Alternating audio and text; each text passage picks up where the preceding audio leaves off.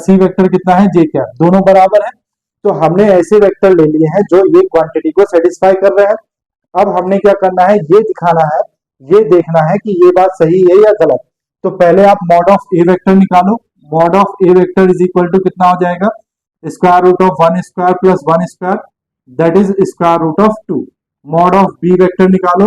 Mod of B vector कितना आएगा, square root of 1 square is equal to 1।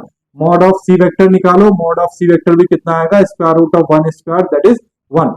अब आपके पास क्या है, mod of A vector is equal to mod of B vector plus mod of C vector. ठीक, तो क्या ये बात सही है? तो रखो मॉड ऑफ ए वेक्टर की वैल्यू कितनी है, square root of 2। Mod of B vector है 1 plus mod of C vector है 1। This implies that square root of 2 is equal to कितना, 2। ये बात तो सही नहीं है।